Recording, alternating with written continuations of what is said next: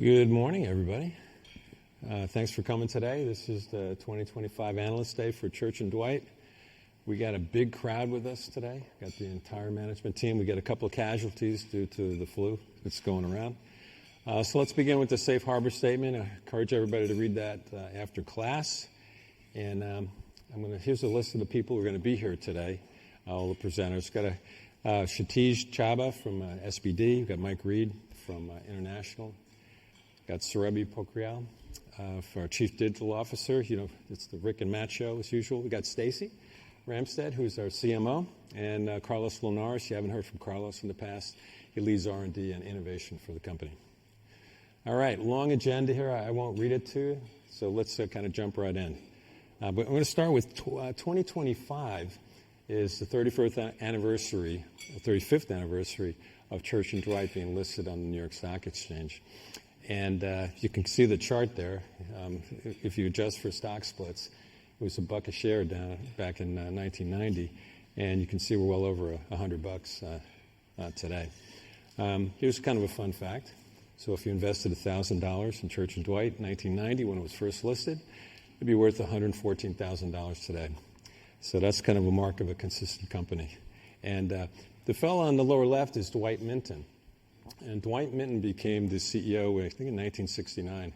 And he is a descendant of Austin Church, of the Church and Dwight fame.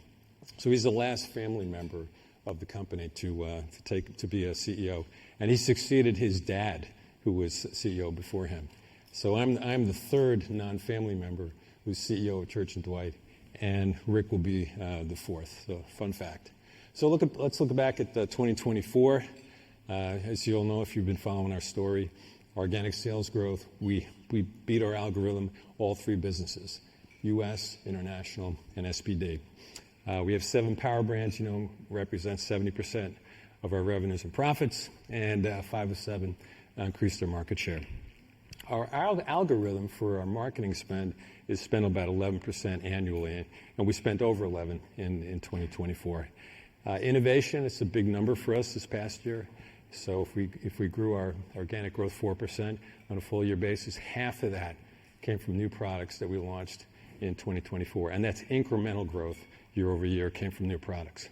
And then online sales, we've been a bit of a standout among CPG companies for quite a few years. Our online sales are over 21%. It's 21.4% for total company. What that translates to is if you have $6 billion in sales, we got 1.3 billion of that is ordered online. A few more things. We bought Hero a couple of years ago. That's been a great brand for us. We've expanded that. It's now launched in 40 countries. And now our job is to grow that brand in those 40 countries around the world. Japan is a big market, over 100 million consumers. We acquired a terrific distributor of ours in Japan. It's a distributor that drove OxyClean to the #1 pre-wash additive in powder in Japan. SBD, you're going to hear from Kshitij Chhabra today, and that's now a perennial grower for us. I'm going to hear more about that. We generate a lot of cash as a company, and we're $1.1 billion for 2024.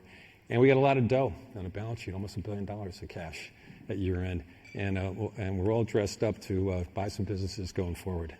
All right, strong performance. This is the 1, 2, 3, 5, and 10-year chart for us. And let's give you an idea of the consistency of this company for many, many years. And it's really a tribute to the culture and to the management team of Church and Dwight. All right, now who we are. Many of you are long-term holders. People who are here today are listening on the phone. So I'm going to run through things that should be very familiar to you. So the way we're split is 77% domestic, 18% international. For a long time, that international number was 17%, almost since I joined the company. So we're starting to grow that one a little faster. 7 power brands that make up 70% of our revenues and profits. And we have an evergreen model. So this evergreen model is something that guides our view long term, not just for the coming year, but 3 years, 5 years, 10 years. This is what we try to drive, how we try to drive TSR for our shareholders. So you see the 4% organic sales growth. It's 385, domestic, international, SBD. Our gross margin, 25 to 50 basis points. The bright line for marketing is around 11% of sales. We try to get leverage on SG&A, so we try to grow the top line faster than SG&A grows. And we're trying to expand our operating margins 50 basis points annually, and that translates into 8% EPS growth. So here's the formula. 5 things I'm going to cover. 1, we got a balanced and diversified portfolio, right? So we got pretty much balanced between household and personal care, and SBD is essentially the foundational business for the company. It's where the Arm & Hammer brand first arose. Okay, we're split pretty much 60-40, or I should say 2/3, 1/3 between premium and value. Why is that important? What's important because we perform well in just about any economic environment. We don't have a lot of exposure to private label. You can see that a little bit over 10%. That's been true for many, many years. And e-commerce has been a great story for us. We were probably 4th quartile back in 2016, and now we're 1st quartile with respect to our performance online. And as I said earlier, half of our growth, our organic growth in 2024 came from new products. And of course, that is so important to the equity of your brands is new innovation. So that speaks really well for the company, and we got a lot more coming in 2025. As far as acquisitions go, we're pretty strict about what we're going to buy. Got to be a number 1 or number 2 brand. It has to be a gross margin that's at or above the gross margins for the company. We like businesses that are asset light. Prefer to buy a business that is co-manufactured, that we don't necessarily have to buy a plant. Number 4 would be, can we get synergies? We got a very, very sophisticated supply chain, can make damn near anything. So consequently, we try to get leverage in manufacturing or logistics. And then finally, it's got to have a long-term competitive advantage, meaning we don't buy something that's just going to be successful for the next 2 or 3 years. It's going to be successful 5 years, 10 years out. All right, long history of growth through acquisition. So if you look at 2004, we were a $1.5 billion company. You can see almost every year we've acquired a business. We don't have every year up there, but just about every year we've acquired something. 2023 and 2024, bit of a drought. I'd say if you say, have you had a drought before? If you look at 2008, we acquired Orgel. 2012, we acquired the vitamin business. Between then, we bought some small businesses, but I would say that was the last time when we had a drought of a couple of years. Not for lack of trying, though. So now Rick's going to come up and take you through a few more details.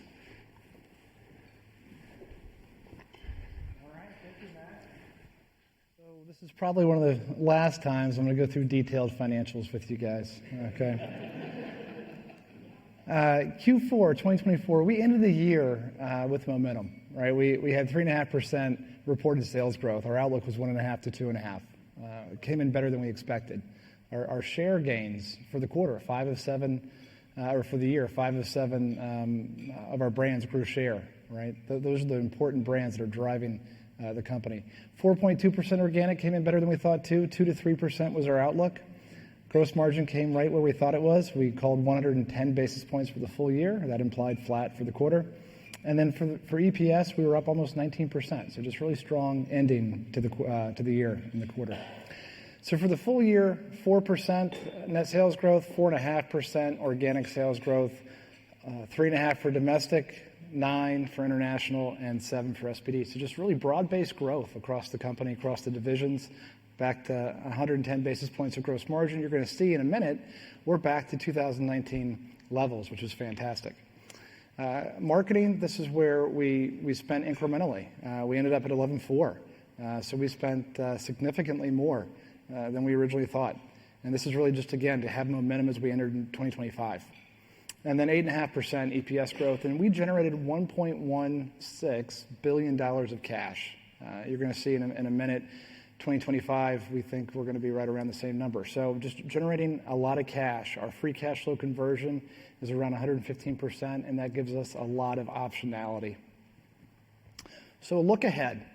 Matt did a great job of saying where we have been and where we are. A lot of things that are great about this company. We have confidence in our future. Okay, this is really the outlook for the Evergreen model over the years to come. Matt walked through why that's healthy, why that's doing well. I'm going to walk through in a few minutes how household penetration is a huge opportunity for us in the U.S., right? TheraBreath, Hero, of course, these fast-growing businesses. But litter and laundry are doing well, and some other brands are driving growth as well. Mike will come up. He'll talk about the high growth rate the international business has. 8% clip is very impressive. We have high aspirations for that business over the foreseeable future. Innovation. Carlos will come up and he'll talk about how we innovate. We've totally transformed over the last 5 or 10 years how we innovate, going from one vector to more like 4 or 5 different vectors. And then Stacy's going to come talk about what we've innovated. And so the new products we have, very excited about many of those. Year 2 as well for some of the big launches we had last year. And then Surabhi will talk about our e-commerce growth and being digitally savvy. I know our e-com growth, you saw the chart that Matt provided, 2% going to 21%. This is an advantage for us, and we're going to continue to drive that forward, not just domestically, but globally. Focus on domestic and international M&A. M&A is a huge part of this company.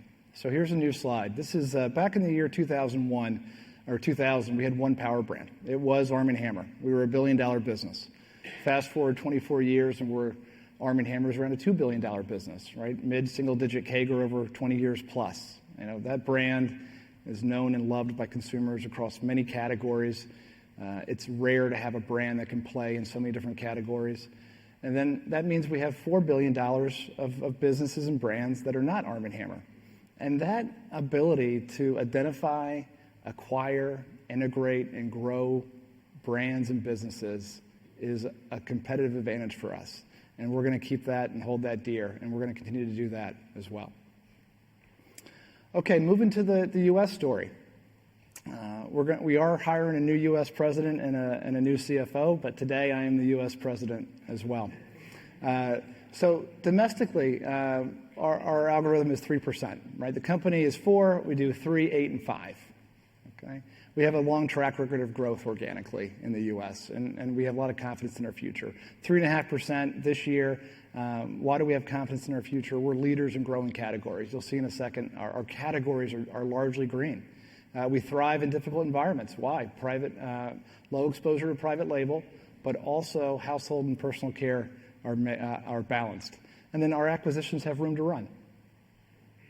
Our 7 power brands fuel our growth. You know, Matt showed a slide that said 70% of our sales and profits from those 7 brands in those 8 categories. In 2025, it's closer to 75%. So these brands are driving the company. Here's the snapshot and report card on the categories. So again, we're in the right categories. This isn't happenstance. We acquire businesses that get us into categories that we like the attributes of. Weighted average 2.7% growth, largely green in 2024. That's fantastic. And then we're one of very few companies that do this, but here's the scorecard from our brands. This is our share growth. And again, 5 of 7 grew in 2024. So let's go to the individual businesses. Fabric care. Our laundry business is growing at or above category averages, which is great, gaining share. In fact, we're at all-time share highs. You know, you look at the left side of the page, we're at 5% 18 years ago, and today we're at 14.5%.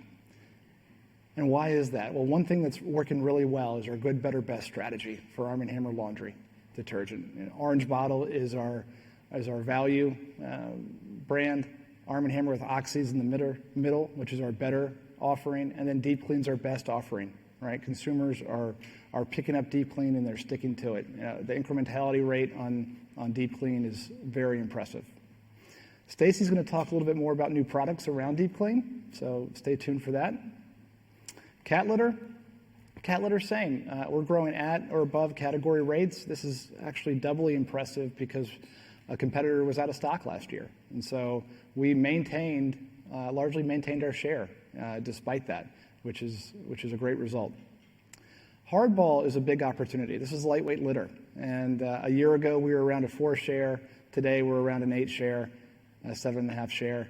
If we get our fair share of the clumping litter category, that's about a $100 million opportunity. And so we're really encouraged by the progress we've made already on lightweight litter category. Hero and TheraBreath. So Hero is first up. Hero consumption is off the charts. It's 40% growth, it's driving the category. And we're not just talking about the patch, we're talking about total acne. So we have the number one share in patch, but we have the number one share in acne as a larger category. And we have a lot of room to run. Distribution has been fantastic. We have lots of distribution gains. We think there's more as we spread out on shelf. Our TDPs will continue to go up. But more importantly, it's household penetration. 9% household penetration for Hero, 25% for the category. We're going to continue to invest our marketing dollars behind Hero to drive awareness. Similar story for TheraBreath. TheraBreath, 40% plus consumption. It's driving the category. And it's not just the number one non-alcohol mouthwash, it's actually the number two overall mouthwash. All-time share highs for the year, 17.5, but same story as Hero. A lot of room to run here too. On distribution points, we've made some great gains. We think we're going to spread out even more on shelf in the years to come. You'll hear from Mike about Hero and TheraBreath for international. There's great momentum there as well.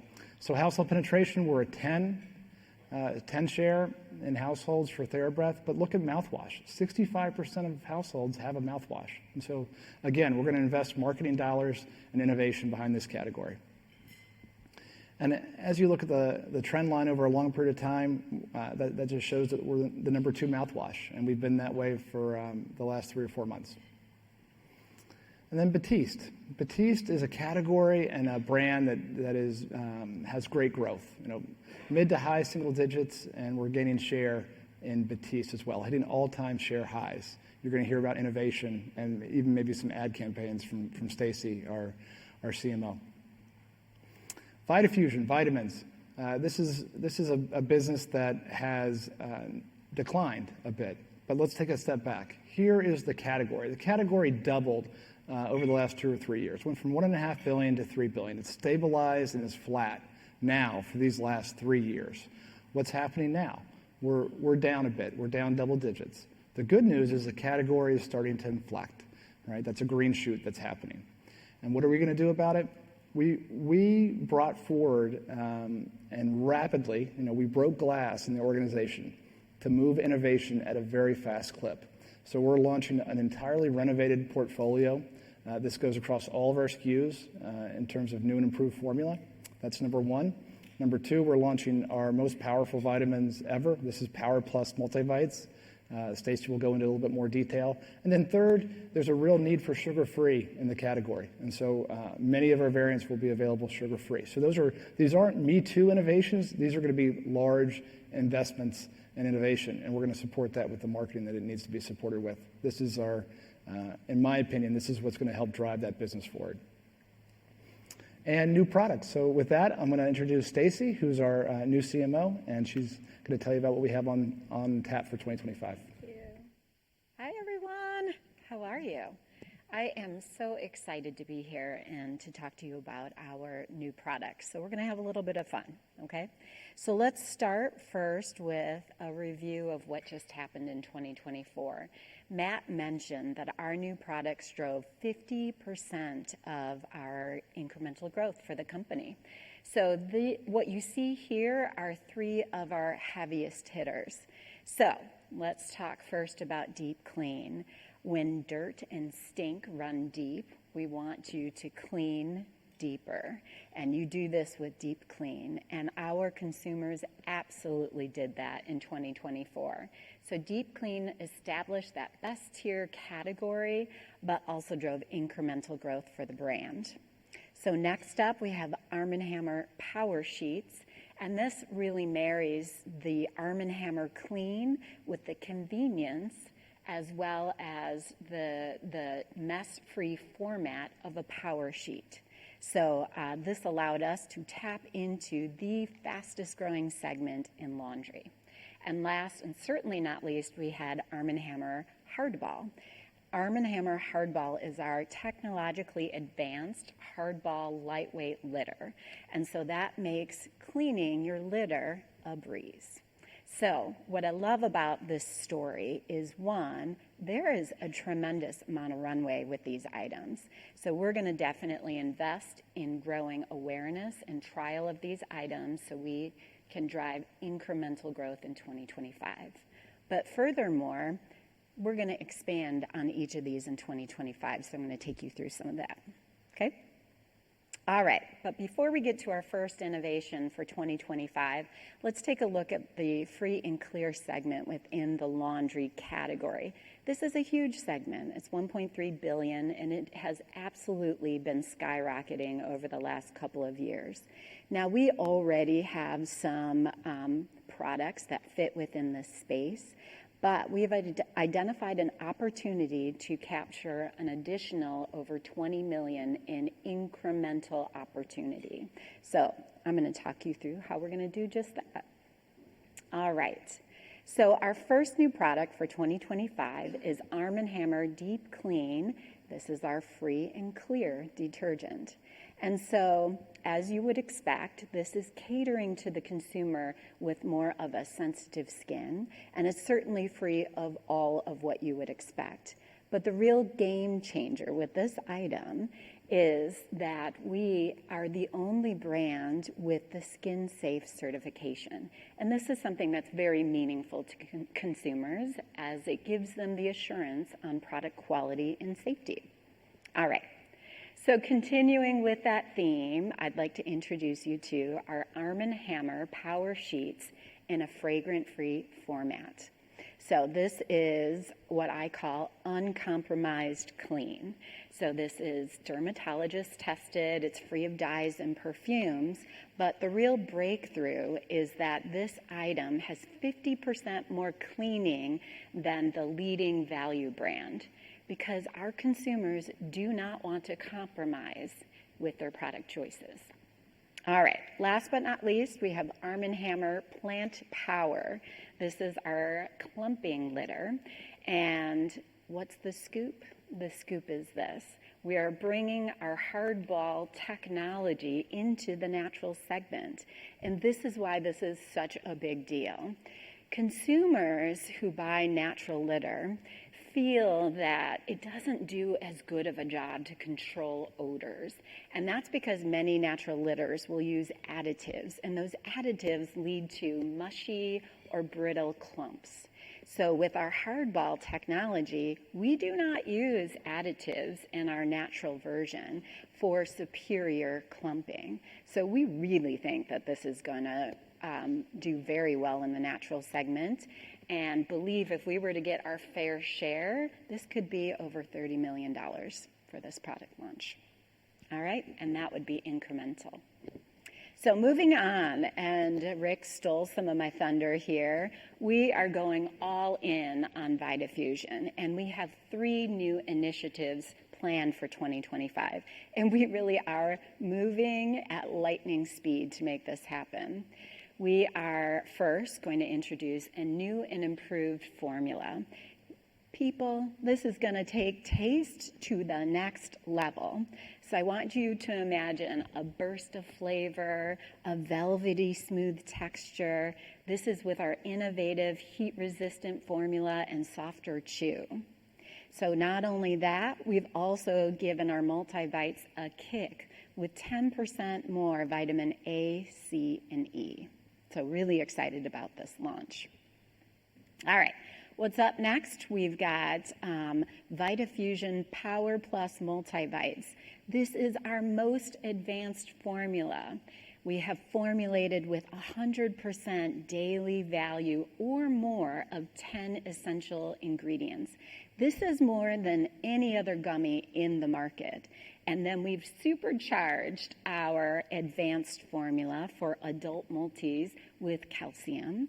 We've given the women's multi a boost of choline. And last but certainly not least, we've given our men's multi a boost of CoQ10. So really excited about getting this item into the marketplace. All right, this is another teaser slide. This is where we're going next. Sugar is the biggest barrier preventing non-users from using gummies. And it's no surprise then to see that sugar-free gummies are really taking off in the last couple of years. So we plan to expand on our sugar-free segment and portfolio of products. So this year we're launching Power C as well as Men's Multi. When you add those two products to our suite of sugar-free items, this is going to represent more than 60% of Vitafusion sales in a sugar-free variant. Because make no mistake, consumers do not want to compromise.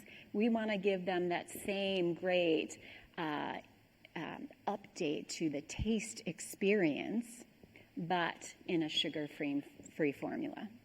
So we know this one's going to go over really well. All right, switching gears. Rick talked about Hero and how much Hero is a key contributor to growth for Church and Dwight. So it's no surprise, we're going to continue to innovate for Hero. And specifically, I'd like to introduce you to our Hero Mighty Patch Body Patch. So I may be able to speak for all of you, but body acne is a real pain in the butt. It's also a pain in the chest, in the back, and so forth.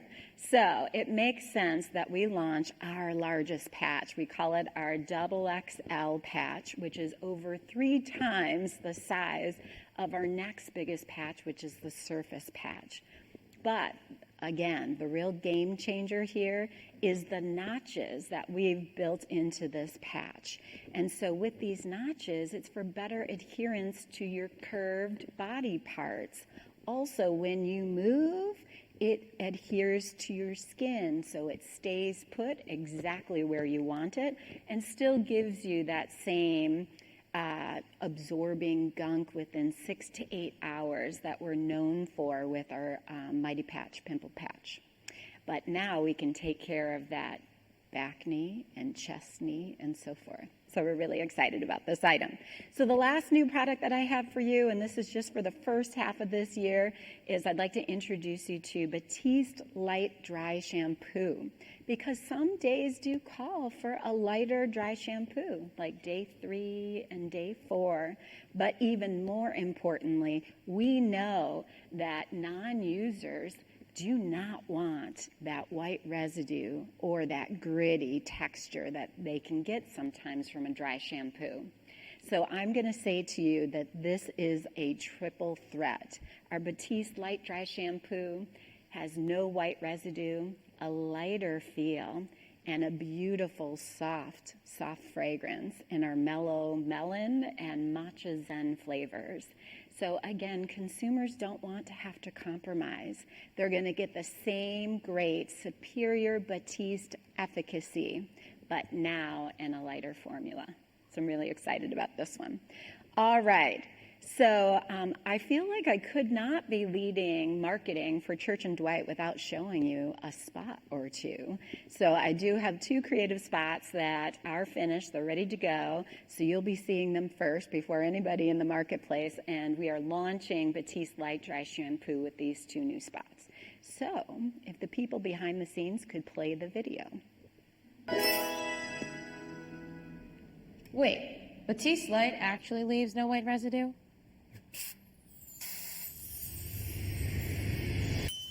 Well, guess I gotta take dry shampoo out of my swear jar. Your what?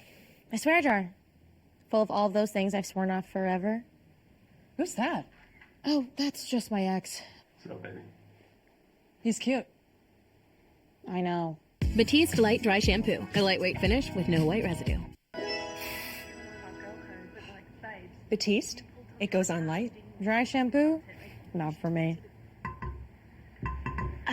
You used to say that about us, and now you binge us every night. Yeah, it's Batiste Light Dry Shampoo. It refreshes your hair and leaves no white residue, babe.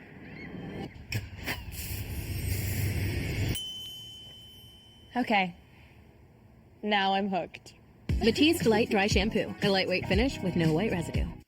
Sometimes my job can be a lot of fun, so we have a good time with that one. All right, so I'm going to leave you with this. This was just your teaser for 2025. This is what's launching in the first half of the year. Guys, we have more coming in the back half of the year. And so if I were you, you might be asking, so what's behind the magic that makes innovation, this innovation? And that, I'm going to say, is my intro for Carlos Linares, who heads up our R&D, and he's going to walk you through just exactly how this innovation comes to you all in the marketplace. So thank you. That's what I've got for you. All right.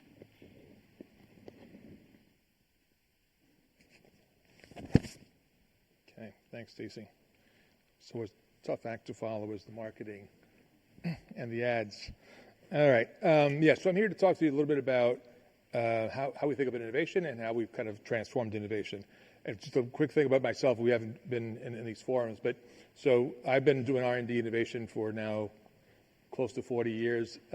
Big company, about 20 years, Procter, J&J, and then led some smaller mid-sized companies in both beauty and home. So I came to Church & Dwight about 7.5 years ago, attracted by the brands, the culture, and really kind of an invitation to innovate differently. So my kind of key messages today as I go through this is we have transformed how we innovate at Church & Dwight. I'll show you some of that. And it's also a unique approach that we've developed for Church & Dwight. So it is not a smaller version of what you may hear from some of our bigger competitors. It is unique, and that's why we think it's sustainable. So let me first talk about what are we doing to create differently. So Rick mentioned this before. We've gone from one innovation source, in a sense, to 5.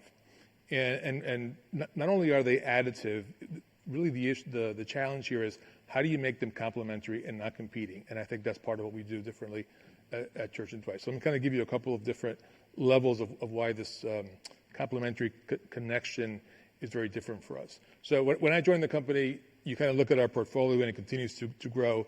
A lot of brands, a lot of diverse categories, and yet we're very proud of our revenue per employee. So that's a challenge when you look at across the organization. So over time, we looked at it, and the aha is how do you flip that model into an advantage, into a strength. So our advantage today is we really want to connect a lot of these diverse dots, which really leads to innovation, better than others do, and probably in ways that others can't, because we know, personally I know, what the big companies can and can't do, and they really can't break the silos the way that we can because of our size and our culture. So let me give you a kind of a very concrete example. Last year we introduced Batiste Sweat Activated, and how do we get there? So if you go across our brands and our categories, odor control, odor reduction is a common consumer need, right? Whether it be oral care, laundry, litter, women's health, deodorants, I mean, you name it, that's a very common need.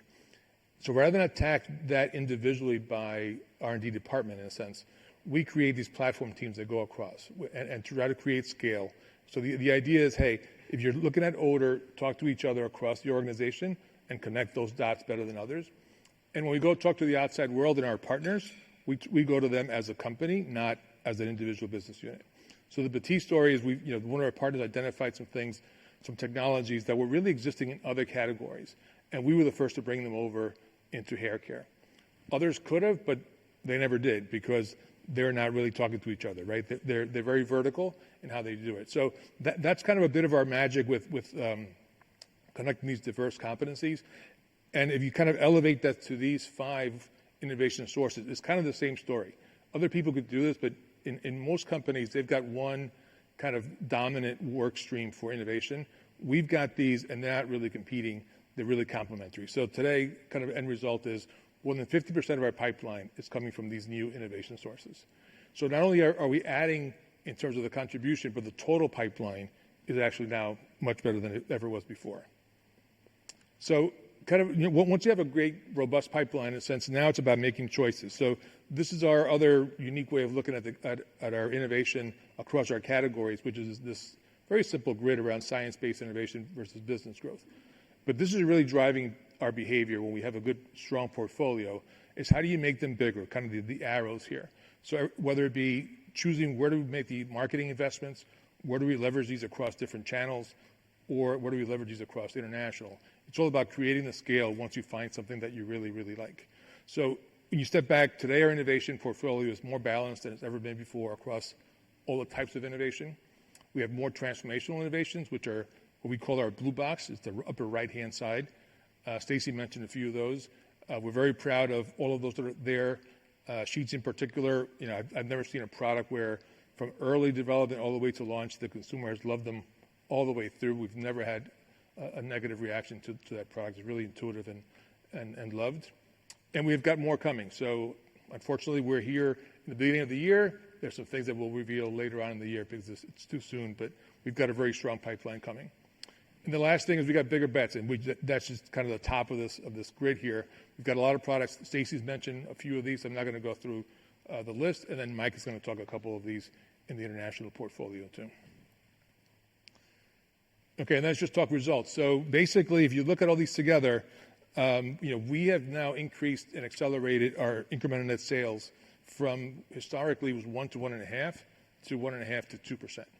And our metric for innovation is in INS, right? Incremental net sales. So it is not, other people measure it differently.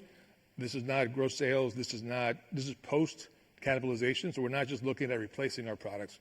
Every time we're looking at innovation, we're looking at how does it grow and how does it add to the company's growth. That's why, as Rick and Matt mentioned, last year we were contributing half of the growth was pure incremental growth from innovation. And if you step back and say, okay, when we kind of started this in 2017 or so versus today, given the size of the company, that change from 1 to 1.5 to 2% is really almost a 4x in incremental dollars every year, right? Because the company's grown, so the challenge becomes bigger every year. As we drive that, we're looking at 4 times what it was 7 years ago. So, and it's also, it's working, but it's also sustainable, right? We think 2024 was our best ever. 2025 is continued momentum. You said you've heard a couple of these, but we truly believe that the model, because of the way it's working for us, we think it's going to continue to contribute long term. And then one last piece to cover before I hand it over to Mike. Kind of our global footprint. We've got 7 global centers, 4 of which are outside of the U.S. And each of them have very clear responsibilities. We have no overlap. We're too lean to have overlap within our categories. So you see the big flags there are our 7 global centers. And then we also have 6 regional sites, which are kind of the smaller ones. And this is really more about putting the basic, whether it be technical folks or regulatory folks, to help Mike and his team grow around the world. The nice thing, kind of back to that connected story, all of these folks now, if you look at typical R&D, product, packaging development, and so forth, regulatory people feeding the global structure, our plant quality people, and our innovation folks for marketing, they're all under one roof. They're one R&D organization.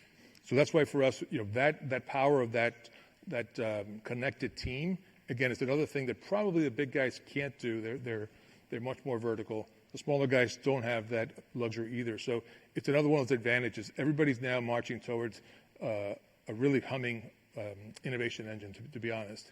So as we look at this, we feel we've transformed R&D and innovation, but given where we're at today, we really feel confident that we're going to continue to do that going forward. And with that, I'm going to introduce Mike Reed, heading up our international team.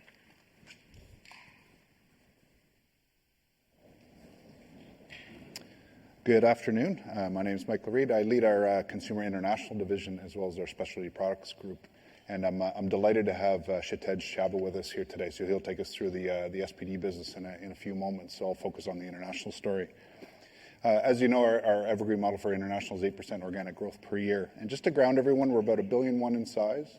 We operate kind of in 2 parts, but just under 2/3 of our business is through our subsidiary markets. We have 6 subs that we run: Canada, UK, France, Mexico, Germany, and Australia.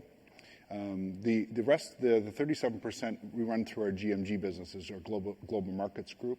And we operate over 100 countries, and we work through almost 400 valued distributor partners around the globe.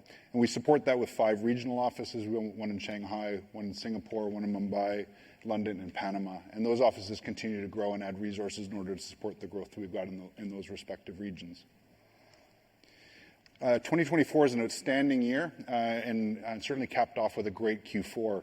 Our sub-markets grew almost 5%, and our GMG business grew 19%. I'd point to a few things.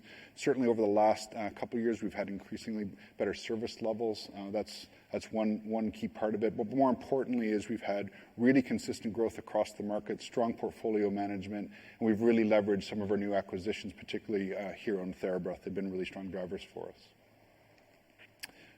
Most importantly, if you look back a couple of years, but throughout the year, we've had really consistent growth across the quarters. So we're seeing broad-based growth across brands, across markets, and across quarters. So just to reinforce the momentum and the confidence we have in our plan and our strategy, we've seen some really consistent growth, and we see that continuing moving forward.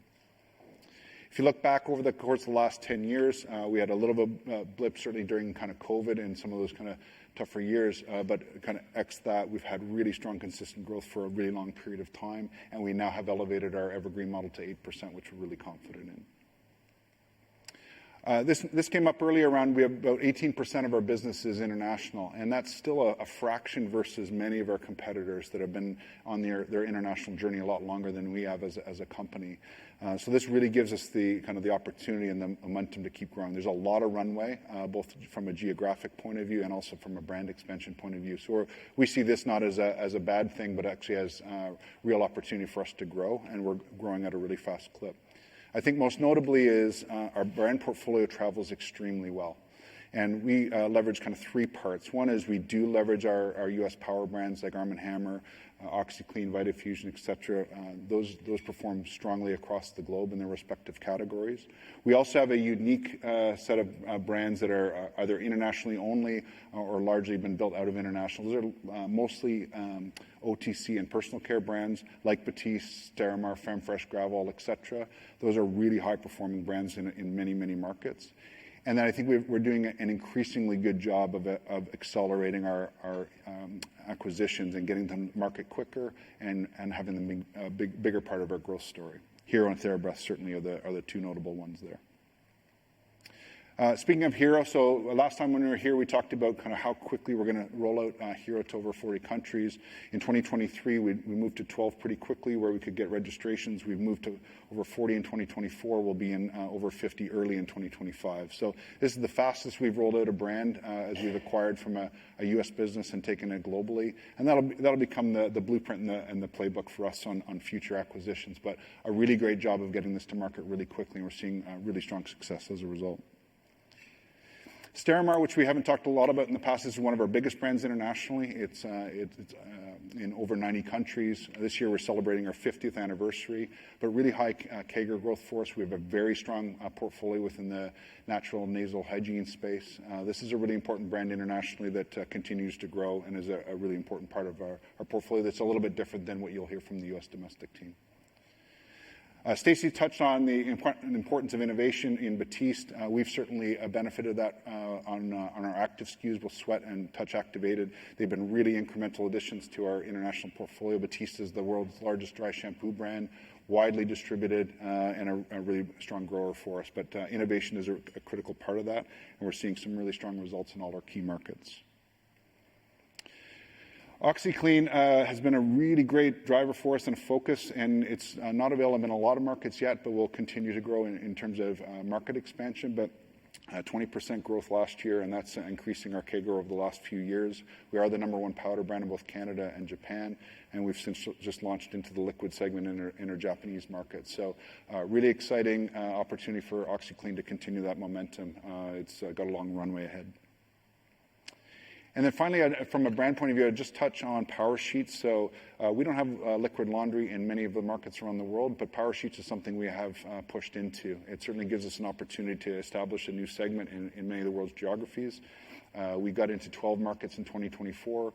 We're going to be in more than 25 by the end of 2025. We're already #1 on Amazon in Mexico, and there's really good momentum where we've got distribution. So this will continue to be a focus, and we'll learn to see what we can do. We'll also pick up a good amount of the innovation pipeline from the U.S. market as well. So really great opportunity to sort of lift and shift and see where we can get some momentum in a category we really haven't played in traditionally on a global scale.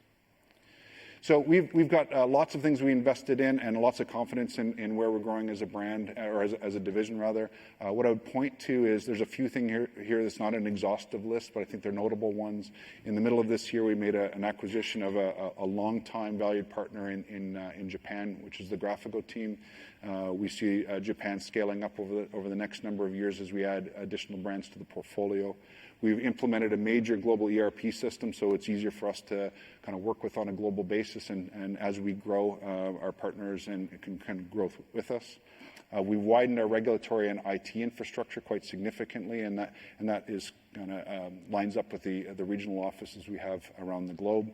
We've expanded our offices in Panama and Singapore as the teams widen and as the business grows. We touched a little bit on Hero and TheraBreath, really strong acquisitions for us. I think I would add just leveraging NPD from other markets. Those two things combined have been a really big part of the growth story. And lastly, and Matt and Rick touched on it earlier, we have put resources from an M&A perspective in both Europe and APAC in order to start to get into the deal flow so we can look at international acquisitions. That would be in addition to leveraging any acquisitions we make from a U.S. perspective. So this is, as I say, not an exhaustive list, but a lot of investment, a lot of support going into our international growth, and it's certainly responding. We have a long runway ahead. So with that, I will pass over to Surabhi Pokhriyal. Thank you.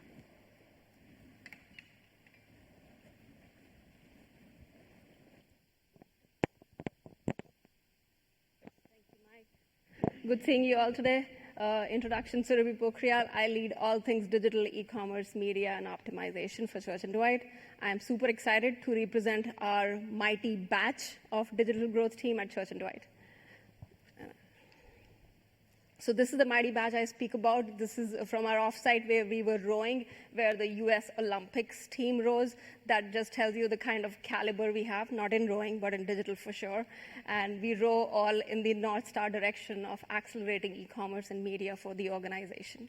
This is truly, industry's best of breed talent that we have acquired in the company in recent years. Let's talk business. Matt and Rick both alluded to the percentage of our business that is from e-commerce today.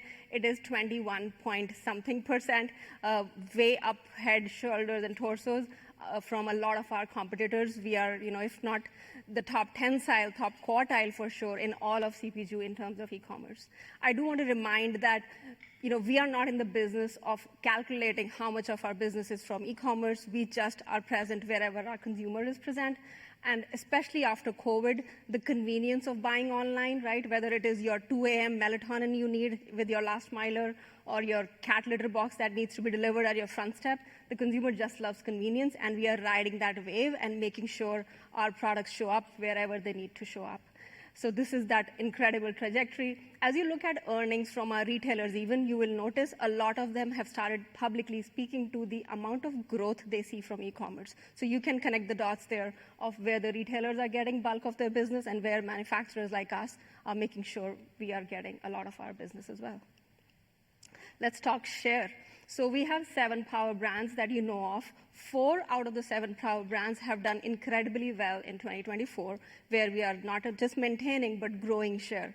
I'll speak to the biggest one in particular, Arm & Hammer Laundry. Laundry is a big part of our Titanic. It contributes a ton to the growth of the organization. So we won online share, not just in liquid laundry, but sheets, unit dose, and set boosters. And that speaks a lot, right? Because laundry is typically considered a category that is meant to succeed in brick and mortar. But how we manage share today, and just to qualify, online share does not just mean Amazon share for us, right? It means the Target.com, Walmart.com, Kroger.com, all of that combined is where we are winning in all of these 4 brands. Aside from the 4 of 7 brands where we are winning in share, 70% of the brands that contribute to 70% of the sales, we are winning in each of them in terms of online share. Some notable ones being Zicam and Nair.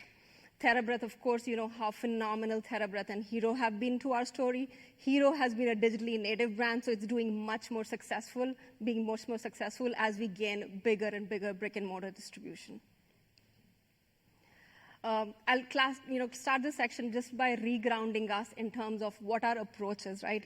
Like I said, we are here in this era of connecting content and commerce. You will note a lot of retailers are trying to be more social and community builders for the community, for the consumers at large. But a lot of social channels also have aspiration to be retailers. So the lines are blurring between where is content shown and where is commerce happening. And we want to stay at the intersection of both commerce and content. So that's our priority 1. Second, everything's buzzing AI. I'm surprised I'm the first one on stage to speak about AI, but I'm sure you are also following a lot of news on this. We want to look at AI, which is not a hammer looking for a nail, but which is clear in terms of what's the business problem or context we are solving and how can AI enable us to do that. I'll share a couple of examples, especially in marketing creative. And as you walk the halls, I'll welcome you guys to have more conversation on that. Lastly, in terms of e-commerce global footprint, Mike spoke clearly how we are just 18% of our company's business comes from global today, little bit behind where our competition is, and there's a ton of aspiration we have, especially in expanding with respect to e-commerce. I'll share a couple of examples how our new launches are doing amazingly well in every market that we launched. Speaking to our first pillar with respect to content and commerce, right? You are super familiar how social has become what I called the third shelf of discovery, right? There's a physical shelf in store, there's a digital shelf that you go online and try to shop. And social is sometimes you're not even trying to shop, but you do a lot of serendipitous 2 a.m. kind of shopping on social. So we are there at that moment of truth where the consumer discovers us while she's doing the endless scroll. We are super intentional about making sure we partner with both micro and key opinion leaders, influencers, who impact how consumers make their decisions today. You see a couple of examples here, be it the Alex Earl, It Girl, or Suni Lee, the Olympic gymnast, and a lot of live streaming shopping that we have been doing in China for years now. The notable thing to see here is not just that over 10 of our brands have the highest number of video views on TikTok across all categories we operate in, but it's not just about views and followership. A lot of our content has industry-leading engagement rate. And what engagement rate means is the consumers are not just liking and following our brands, they're commenting on our posts, they are sharing our posts, they are interacting and building community with us. So that's super meaningful for us because that's the long-term loyalty and intimacy that we want to create with our consumers. Second, we are super careful that we don't want to leave media as a dead end, right? We want to make sure that once the consumer is inspired by seeing an ad spot, either on TV or TikTok, there's an ability for them to shop our products. So we are making sure that over 90% of every media that you see, be it YouTube, TikTok, Instagram, or anywhere else, we will lead you to a cart in 1 to 2 clicks if you have the desire to shop our products. This is an example of one of the AI initiatives we are leading. There's the concept of aspect ratio, right? You can shop on your 6-inch mobile phone, but you can also shop on your 60-inch television. AI is helping us make sure that creative is conducted in a way that there is less human touch involved and making sure that creative is valid both for the 6-inch screen and the 60-inch screen. So you'll see a couple of snippets here, both for Arm & Hammer. And our partners like TikTok and Google make sure that they grade us to tell us how we are performing with respect to their expectations on showing up creative really well. So AI is super important, not just in terms of showing up well on social creative. We also know that as the consumers shop for us online, you spend no more than 5 seconds in our kind of what I call low consideration categories. So if you land on an Amazon or a Walmart.com page, we have to make sure that the 5 seconds you spend looking for Arm & Hammer laundry sheets, we make the right first impression on you that you are inspired to add us to the cart. So look at these examples. The score at the bottom left, goes from 18.5 to 87.4. All that means is this is AI helping us do eyeball tracking on lookalike audiences to make sure that the creative we put out has the maximum eyeballs on it in that 5-second time on the retailer PDP. And this has done wonders for us because the more the creative is sticky, the higher chances are that the consumer converts and buys the product. Finally, speaking to the global footprint, Mike spoke eloquently to it. TheraBreath, Mighty Patch, Hero, and Power Sheets have done a lot for us. These are what I call category disruptors and even category creators. We launched them in markets where there were no sheets existed and no acne patches existed. And within 6 to 12 months, they ranked #1 spot in several online retailers. TheraBreath in particular, you'll notice an interesting retailer here. Not many might be familiar, but Olive Young in Korea is the #1 beauty retailer where TheraBreath quickly garnered a spot 1. Similarly, Mighty Patch across France, Germany, Mexico became #1 really, really quickly. So our products travel well, literally, quite literally. Finally, I'll wrap it up by saying our pace of growth on digital has been quite phenomenal, industry-leading, truly. But we are very focused on being clear about where to play and how to win on that. We have industry-leading e-commerce growth, but we are in aspiration and in true form making it as profitable as we can. So we are very choiceful about what we sell online, when we sell online, and where we sell online. We have unprecedented online market share today, and we are on track to keep growing it. We are also super conscious about best ROI on our media spend. I may not have mentioned, but about 82% of our marketing dollars today are digital media, which is why you see all the media there, and we struggle to give you TV, print spots that we used to have back in the past. So we have to print them specially for these kind of events. So we have to make sure that our media dollars stretch the highest, so the return on investment of that is super critical for us. In terms of category leadership and digital penetration, like I said, having rapid market launches like we did for Hero, TheraBreath, and Sheets is critical, and launching them online first gives us early dibs into what the consumer is feeling and gives us an opportunity to tweak them as needed as we do broader brick-and-mortar launches in those markets. We'll do a lot more on AI and technology, both in MarTech and AdTech, and we lean on both large and smaller third-party technology partnerships, and that's one big area of impetus for us in the coming years. I'll close by saying, the best way to predict the future is to create it, and we are hard at it. Along those lines, there's a big business pivot we have in Specialty Products Division, and I welcome Kshitij Chhabha to share more on that turnaround story. Thank you. Good afternoon, everyone. My name is Kshitij.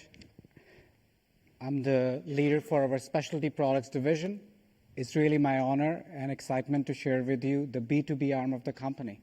Because for many of you, it may be a question, why does a CPG company even have SPD? And I want to show you what we are doing and how we are contributing to the growth of the company and how we'll keep growing and be a growth accelerator for the overall organization.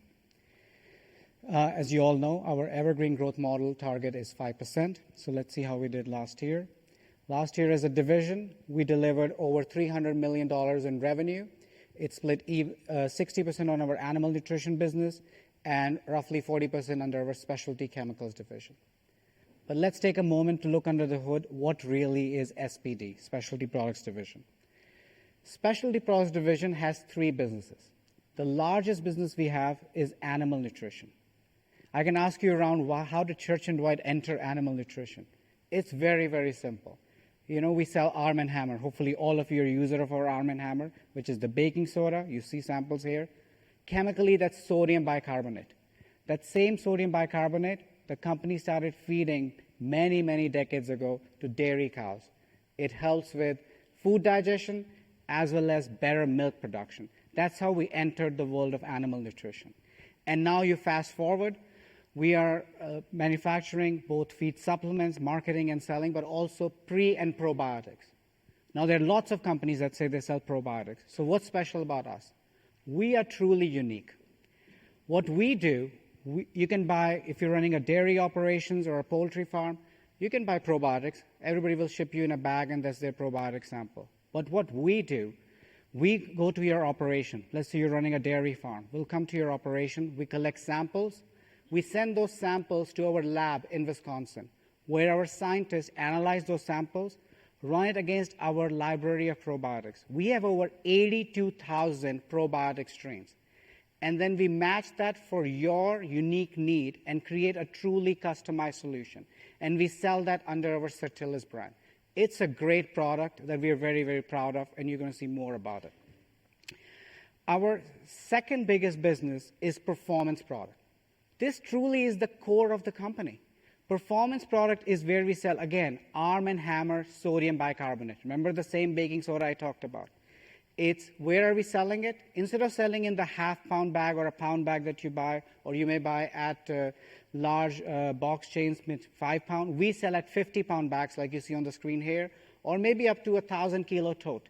We're selling it for large B2B application, industrial, pool, but even life-saving application like hemodialysis. So it's truly amazing what sodium bicarbonate can do and the number of applications it has.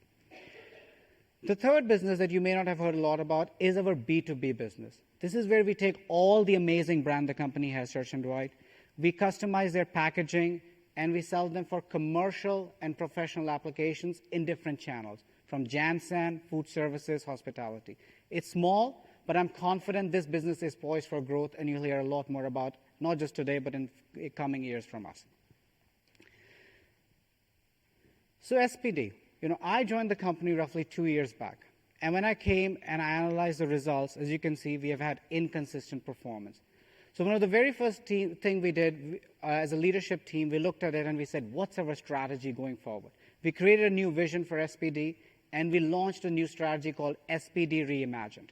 So I'm very excited to say that if you look at our results from last year after launching the strategy, we had an amazing turnaround. We went from negative 8% in 2023 to plus 7% organic sales growth in 2024. Now, how did we do that? As I said, we have an amazing group. We have a very talented team of individuals. But we did core pillars in our strategy. First, we divested the non-strategic, non-core assets. I think you've heard about we shut down our Megalac, which was a dairy supplement business in Q1. We exited our food safety business in Q2. And what did that do? That allowed us to focus on portfolio optimization. Simply put, across the three businesses, we could focus on brands that drive profitability and channels where we can do more higher profitable growth. And that really helped us. Then next we shifted, just like the broader company you heard from Mike, international. International is a huge growth opportunity for SPD. And we are focusing on key countries both in Eurasia as well as Latin America. Last year, actually, we hired new sales leader both for our Latin America business and for our Eurasia business. So we're very excited, the results we are seeing from that. And then we invested in marketing and innovation acceleration. And you'll say, what did you invest? Again, when I joined, I was very surprised to see that we're part of a CPG company and we had no in-house marketing, right? You heard from Stacy, our CMO. So just like marketing is core for CPG, it's essential for B2B business also, from both the right brand messaging, brand positioning, and doing the omni-channel marketing, because the B2B customers are everywhere, just like we are. And what did that do? Here's a great example I'm excited to share. We launched our Certillus. Remember the probiotic I talked about, the customized probiotic. We launched 2 new products last year, called them Hatchwell and MoveWell. So what are these products? So we have, as I said, over 80,000 strains of probiotics. Our scientists and our technical service team identified one of our poultry operators were having issues where the poultry chicken, they were dealing with mobility issues. The chicken couldn't walk to get the water and the food where it is. And guess what this was called? Before our marketing team, this product was called Certillus, Enterococcus, Cicorum, something. You all needed to be a PhD to understand what this product is. And this is where we rebranded it, and we said, well, what does it do? Move well. Even I get it. When you hear the word move well, it's your chicken can move well, it can have a better quality of life, and our production partners, they have higher productivity. Both these products, Hatchwell and MoveWell, have been great success for us, and we're seeing a lot of engagement from our customers that is helping us grow, again, with our innovation acceleration and our portfolio optimization. International, we have a huge runway of growth. Last year, we grew 7%, and now international represents 28% of our sales in our animal nutrition business. But we are continuing our product registration for our pre and probiotics, so Certillus, Salmonax, Amax, our brands. And just last year alone, we added 15 new countries. So we're rapidly expanding where we're going to enter with these countries and keep growing, hopefully much stronger than the average market growth rate.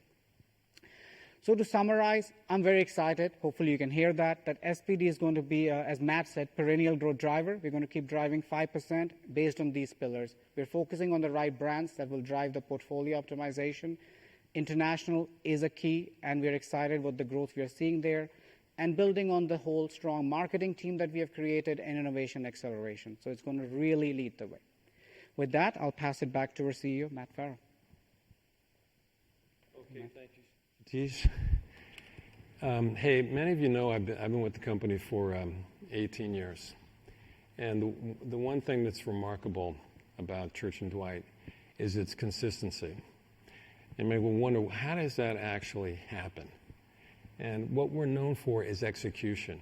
And what that means is we do what we say we're going to do. That's the difference between a company that's consistently successful and one that is not. So, there's lots of analogies between sports and business. I know people roll their eyes when they hear them. But one thing that is true is that the teams that have the best players win. So when you're investing in people. This Analyst Day, it's the one time a year you get a peek under the hood. You see some of the leaders of the company, and they come up and kind of talk. I have the pleasure of working with these people every day. We have exceptional leadership in this company. These are understated people, low ego, massive technical skill. And it's not just at the top. It's throughout our plants, it's in our laboratories, it's in our sales offices. It's throughout the company. And a lot of companies will say things like that, and you'll be checking your watch or looking at your phone. But, if you're trying to figure out why is this company so successful for so long, that's it. It's the culture of this company, the kind of people we attract, the kind of people we recruit to the company. And, many of you know I'm going to be leaving here, in April Fool's Day. But this company is in such great shape, starting at the top with Rick, the management team that you've seen here today, and the strength that we have throughout the company. So it's a good time for me to walk off the field. So I want to move on now to how we run the company. If you've owned the stock for a long time, you can check your phone right now. But we have 5 operating principles, right? You've heard this before. And that's the thing about Church & Dwight. Many of the things you hear from us, you've heard last year, the year before. You heard it down here at the Stock Exchange. You hear it at CAGNY. That's because we have an operating model, and we stick to it, and we execute it. Again, back to, do you do what you say you're going to do? It's a personal commitment that we feel, not to the company and to each other. We say, this is what we're going to pull off this coming year. So you heard a lot about our brands, about leveraging our brands. We got great brands around the world. Second thing is friend of the environment. A little bit about that. That's very important to not just to our employees, but it's also important to our consumers. It's important to our retailers. And we have a long heritage, and we're really proud of, starting back in the 19th century. You've heard me talk about bird cards before. I'm going to show one of them in a minute. But I always take a little bit of time to talk about our heritage here. If you look at early 20th century, we were using recycled paper. We were the first to take phosphates out of liquid laundry detergent. We've been planting trees since 2017. We've planted millions of trees to take CO2 out of the atmosphere. You remember all that from 5th grade, right? Photosynthesis. 100% of our global electricity is offset by green energy. And then we signed up for science-based targets, so we have these projects to take CO2 out of the atmosphere because we use a lot of CO2 when we're making baking soda. Here's one of those bird cards that we used to put in our yellow boxes. And I don't know if you can read it very well, but it says "Useful Birds of America." And at the very bottom, it says, "For the good of all, do not destroy the birds." And for those of you who are interested, you can still buy these. These are the original bird cards. They're available on eBay. So buy now. No, this is not an advertisement for eBay. I just want to tell you, I know many of you are very enthusiastic about the Arm & Hammer brand. This is something you want to look into. All right, ESG, everybody gets measured on ESG. You can see we got great scores consistently, 22, 23, 24. Third thing to talk about is leverage people. We have a really lean shop. We've always had a really lean shop. Why is that important? It's because it forces you to prioritize. You only work on the stuff that matters. So consequently, we have the highest revenue per employee of any of our peer group. So we got $6 billion in sales. We got 5,500 employees. So we got over $1 million of sales per employee. And as Saribi took us through, we're world class when it comes to e-commerce. And we got there because we put our minds to it. We knew we were bottom of the barrel in 2016, and now we're ahead of the pack. We really believe in a simple compensation structure, so everybody kind of knows where they are at all times. We don't get involved with EVA or some of these complicated esoteric measurements. Just straight up, net revenue, gross margin, cash, EPS, and strategic initiatives, 20% each. And it's unusual for a company to have gross margin as part of incentive comp. What that does is promote financial literacy. When it's going to hit your pocketbook, you're going to say, hey, what is gross margin? How do I get it? And that just kind of galvanizes the company. And the ways we get it, good to great, we like to joke within the company. This is the book everybody's heard of, but nobody's read. But that is the name of our continuous improvement program. Supply chain is our bedrock when it comes to finding ways to save money. New products, we try to launch new products that have a higher gross margin than the ones they're replacing. And then when we buy a business, we try to find a way to expand their gross margins as well. Now, you've heard us talk about being asset light. That's very, very true. We want to buy businesses that don't have plants. But for a long period of time, our average CapEx or percentage of sales is 2%. And the other thing to keep in mind, too, is it's close to 30% of our finished products right now are made by third parties. So that also helps continue to be asset light. And finally, leverage acquisitions. You do those first four right, you get good returns.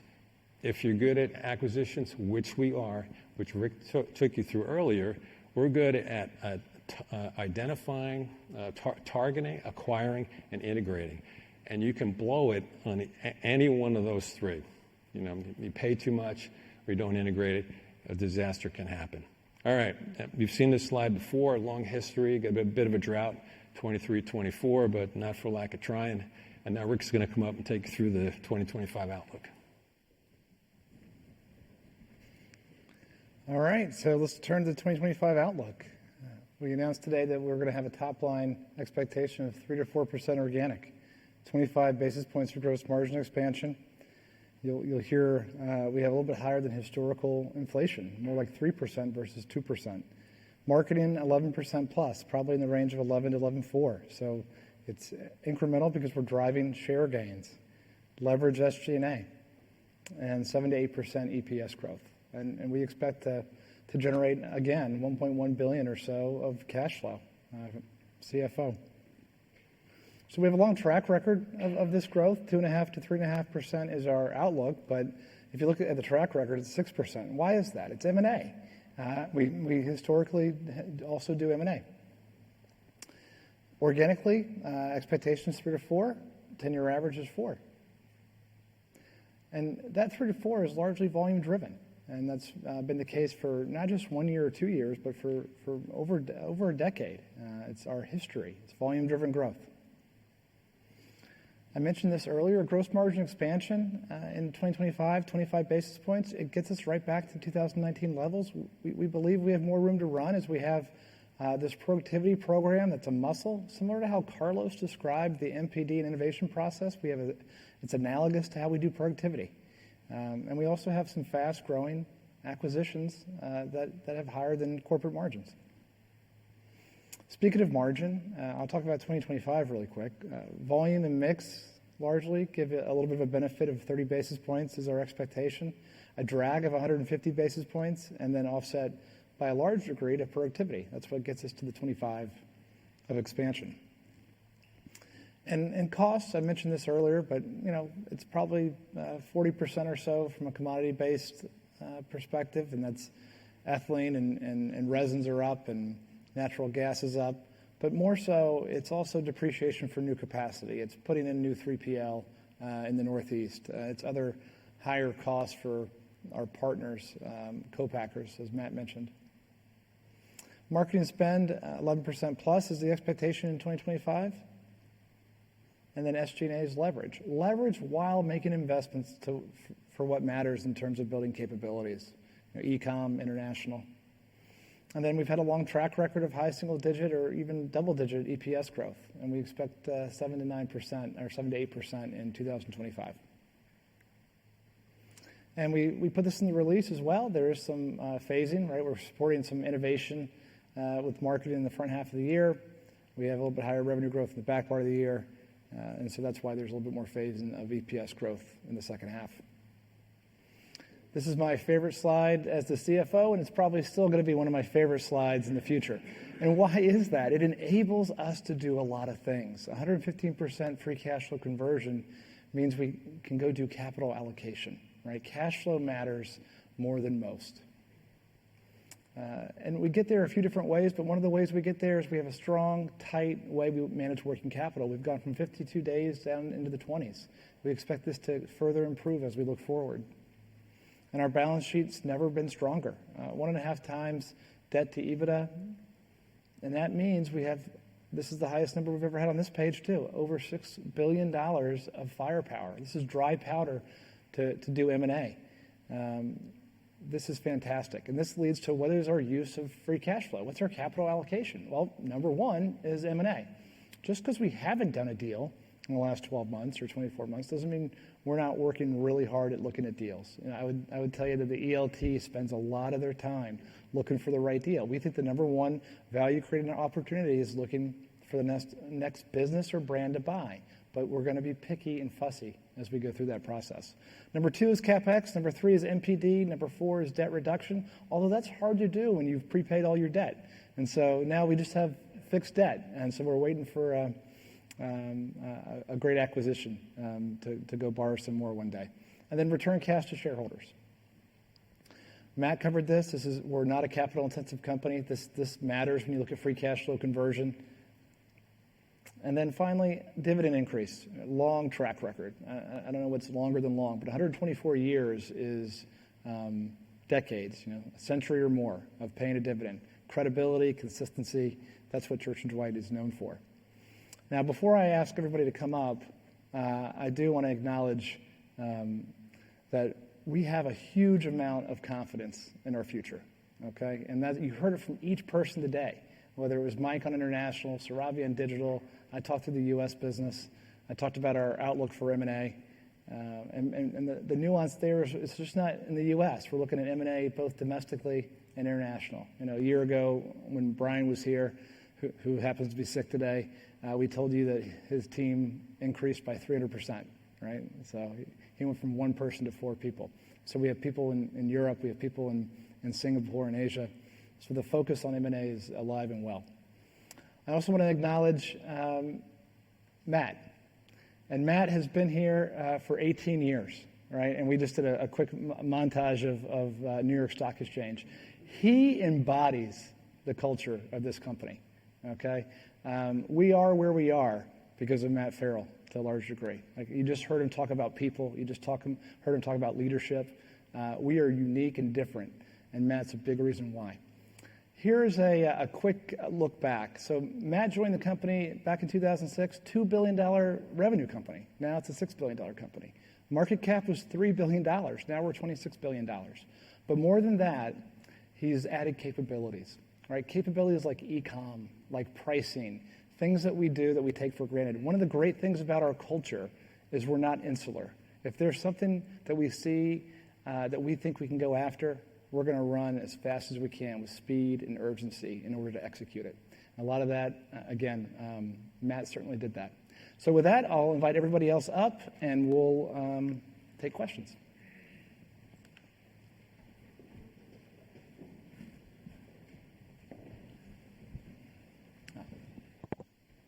Go ahead, either side.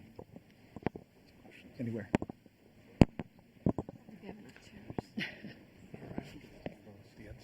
All right. We got enough. Why don't we start with Rupesh?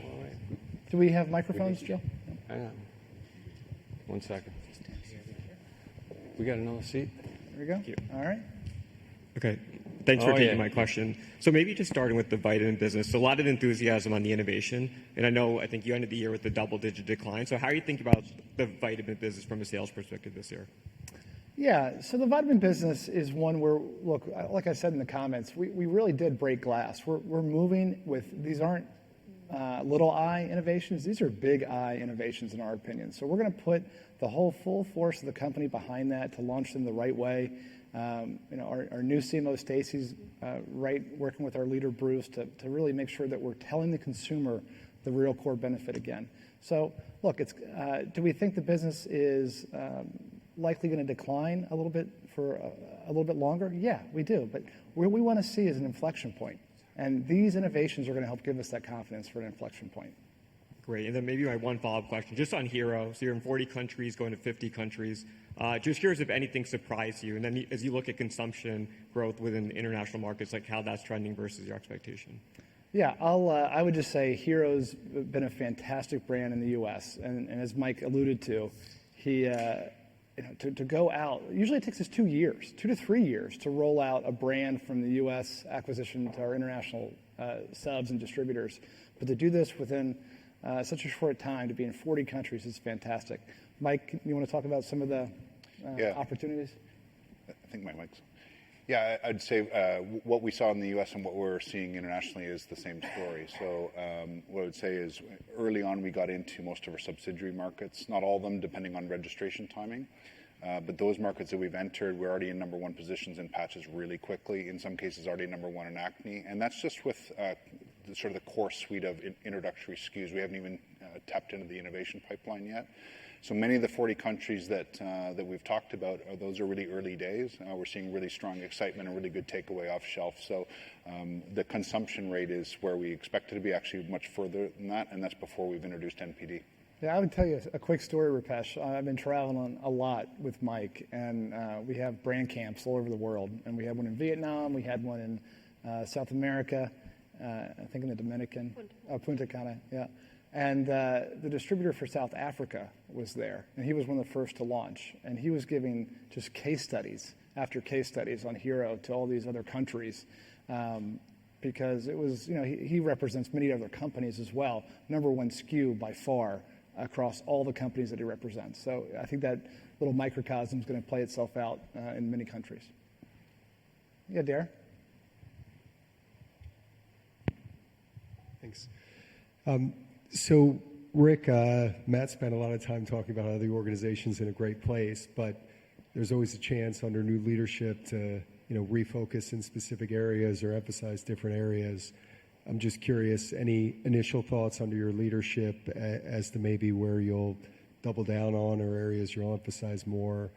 And then also just a specific question on the White Diffusion side, given all this great innovation versus, tough couple of years, do you expect to gain shelf space this year at retail? When does that sort of play out in terms of how you think about shelf space for the brand? Yeah, so I'll take the second one first, and then Carlin has anything to add as well. Look, that when the business is in decline, you're not going to go gain shelf space, right? So we got to make sure we have inflection points, and then we can go do the sell-in. We got to go show the retailer our strategy, right? And then we can go ask for more shelf space. But so I don't expect to gain any more shelf space in vitamins. Anything you would add? Yeah, nothing really to add either. I would say, yeah, we're definitely at an inflection point, so we've got to, get the credibility, build that back up. We've got some great relationships with the retailers, so they're in it for the long game with us. So. Yeah. So what would I do? What would I double down on, or maybe different? Look, our strategy is working extremely well. We have a long track record of just fantastic growth and building capabilities, M&A, everything. 2 or 3 things come to mind. Right? This is iterative, but I would say not because it's me, but because it's the right time, our international investment and our international growth. I thought Mike did a great job showing how we have these big aspirations, and we are under-indexed to the peer group. So that's one. We're going to continue down that path. Number 2, I would say there are bigger bets. Carlos just walked you through how we innovate, and Stacy talked about what we innovate. There are bigger bets to be made on innovation. Like too often, I think companies of our size and bigger don't put enough chips behind when we believe there's a needle-moving innovation, we should get behind it in a bigger way. So we're going to try that a few times, right?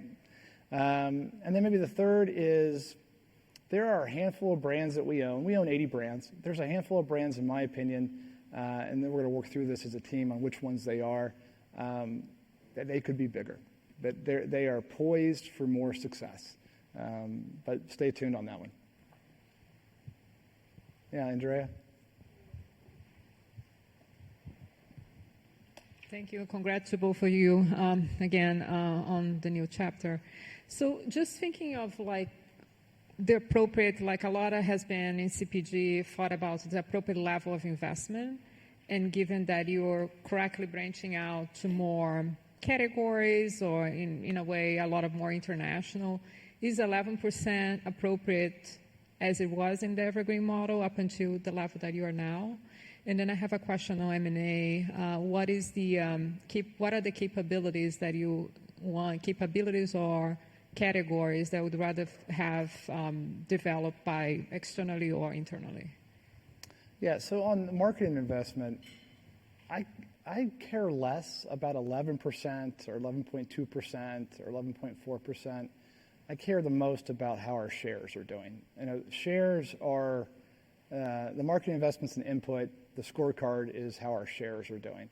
If you look back at our track record, it happens to be that we've spent between 10.5%, 11.5% more often than not, and our shares are healthy and gaining more often than not. So my scorecard is shares. I think 11.4, how we ended the year, 11 to 11.4. All those numbers are interesting, but it's healthy. Some brands we spend in the 20s. Some brands we spend 5%.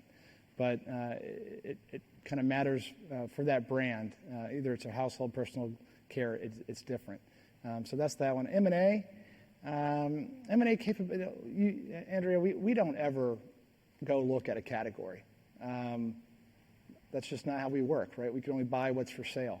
And so we become, this is the team that becomes rapid experts when we go find a deal to look at. And we've probably spent hundreds of this team's time, hundreds of hours on due diligence this year. And more often than not, we're walking away because of a category dynamic that we learned about, high exposure private label, or a company has a claim that they can make that is only a matter of time before they get in trouble for making that claim. And so we go do all that research after the fact. Capability building, I really like, as an example, what Hero did for us. Hero's digital prowess in terms of content creation, their speed and urgency to go test and bring innovation. But I don't know if Sarabi or Carlos, if you guys want to talk about like the Hero capability or what acquisitions can do for us on capabilities. Yeah, I'll add to what Rick was saying, right? Just a small anecdote. The average age of the Hero employee when we acquired them was between 25 to 28. That just tells you the amount of time and the amount of energy and the amount of background expertise they have that is more social and digitally savvy than the typical talent we had. So that's the kind of ingestion of talent we had through Hero, and we percolated that through the ecosystem. And similarly, we had similar things on, GNPI that Carlton can speak on. Yeah, I was very quickly on the Hero one. I mean, I think every acquisition teaches you something, and it's certainly, from the speed, the innovation, and the partnership. They've got very strong partnerships outside that took them a long time to get there, and we've continued to leverage that. So we maintain that for the acquisition, and then we leverage it across other brands as appropriate. Yeah, I want to add something to that. I was at a party out in Brooklyn last night, and Hero has a little party every June and every January, so summer and winter. And I think one of the things we learned, and credit to Stacy, who managed the Hero integration, and one of the things we learned over the last few years is how do you interact and integrate a business with a very different culture in Church and Dwight, with startup, that's almost a virtual business with really world-class digital marketers. How do you preserve that? And two of the three founders were there last night, Ju and Andy, and they helped us preserve the magic. And I think a lot of companies struggle with doing that. So we learned a lot from that over the last few years, and I think that positions us well then in the future to also acquire startups. Yep. Chris?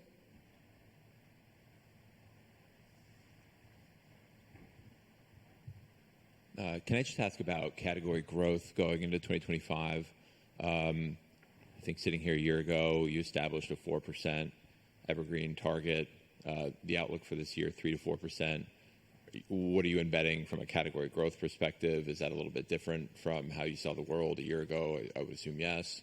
You also talked about dry powder to respond to competitive activity, I think over the summer going into the back half of the year. So just in the context of this category growth dynamic, the outlook for 25, what you had said about competitive activity, but we haven't really heard about that. How do all of these things fit together in your view over the next 12 months? And I guess the sanctity of 4% and how flexible that is. Yeah, it's a good question.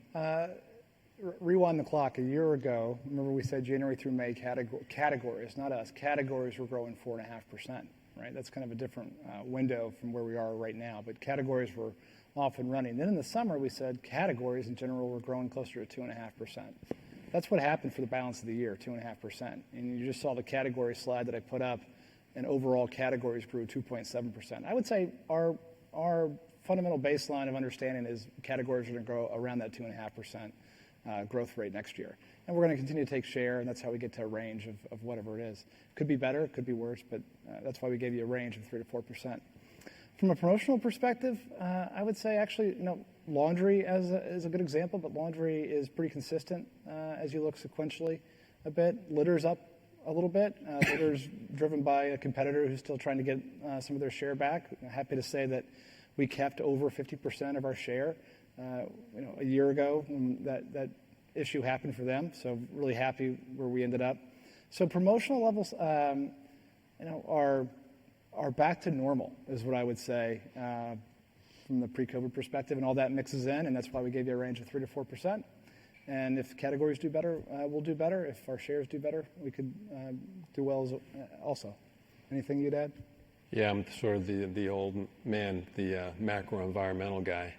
So when we look at the U.S. consumer, we may have a different point of view than maybe some of the larger peers. And we don't think anything's changed. We think that the prices on shelf are high. Wages have not kept up with price increases. And that's not just CBG, it's food, beverage. We're all reading about the cost of rent, cost of insurance going up. We read in the last couple of days that consumer confidence has declined a little bit.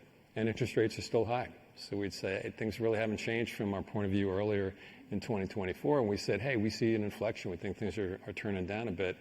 And we think all those arrows and things that we considered when we said that are still in place. So that's why we said, hey, this makes sense to call 3 to 4% top line for 25. Peter?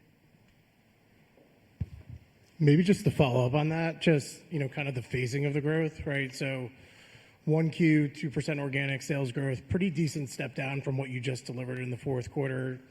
In the data that we can see, it doesn't look like that's kind of playing out. So, what's really driving that? Are you just being conservative? Is there something we can't see? And then just kind of following up to Chris's point, just on the phasing, right? Given a 2% start, 3 to 4% for the year, what kind of gets better from 1Q? Are you assuming the category kind of reaccelerates as you kind of cycle easier comparisons, or is there something else that's driving that? Yeah, I would probably simplify it to say there's two things. One is our international business, that GMG piece of it's a little lumpy sometimes. It's historically speaking, but it's going to be a little bit lighter in Q1. It'll be a little bit heavier in other quarters. I would also say there were some club promotions that move around, between Q1, 2, and 3. So that stuff is kind of normal. But it's also an untracked channel, so you're not going to see that as much. But that's a simple answer. Anna. Hi, thank you. I just wanted to focus more on Hero and TheraBreath. Maybe I can ask in a different way on the international opportunity for Hero. Is this kind of like basically should we think about it in a similar way to how the U.S. market was a few years ago, or are there more formidable competitors in those local markets where you're expanding? And then on TheraBreath, you mentioned significantly more household penetration is possible. So I was wondering if you have a better breakdown there of maybe the zero alcohol mouthwash opportunity versus the alcohol mouthwash opportunity there. Thank you. Yeah, Mike, do you want to talk some more about Hero opportunity? Yeah, so just on balance across international, we're seeing a very similar play out for the brand across most markets. There's no question there's different levels of competitive intensity, particularly more in the Far East where a lot of the patches kind of were born, so there's more competition there. but we've broken in quite successfully there. We have a really strong brand, we have really strong assets, and we have a really strong pipeline. And so early indication is we'll be able to compete quite successfully there. But certainly as we've entered markets where we're the introductory patch, we're able to kind of gain a lot of share and a lot of momentum really quickly. It'll just be different competitive landscapes market by market, but really confident in the brand and the pipeline. Yeah, on the mouthwash side of it, I understand the segmentation of alcohol-free and alcohol. I think we're starting to think about it a little bit differently now, right? Sometimes when we do deals and you convince yourself that you're a number one or number two brand in a segment of a sub-segment, we're saying, we're the number two overall player now. And so we believe we can play in all aspects of the entire category and do well and gain share and drive household penetration.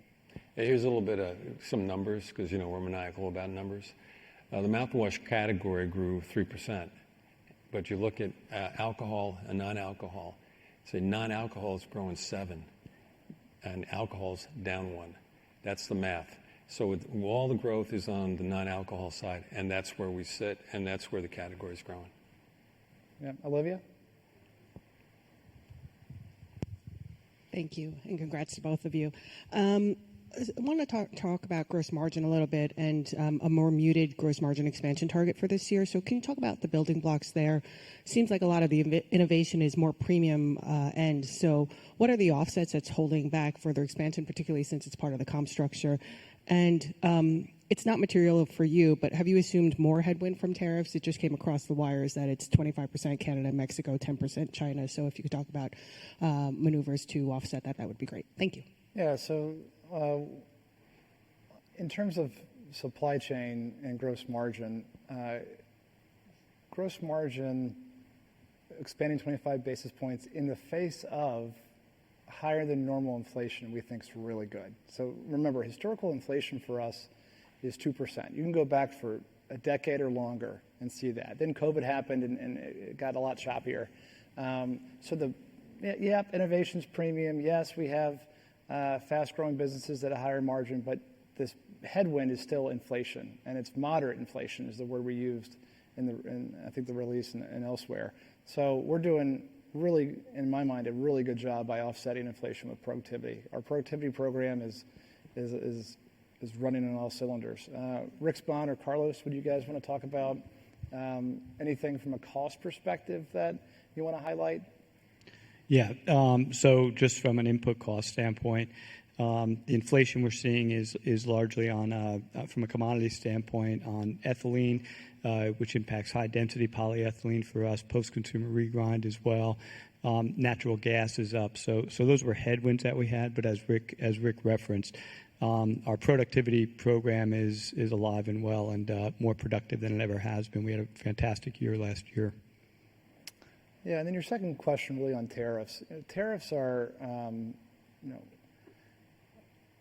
we've been moving for years to limit our exposure, right? And we've said our outlook excludes any impact from tariffs, as many competitors would say the same, and we are less exposed than others is what I would kind of handicap. We're going to continue to focus on local manufacturing when we can and do things with productivity to offset as best we can. And we'll see. These are volatile situations, so we'll see how long it lasts and what happens. But we have a culture and a capability to be reactive when we need to be.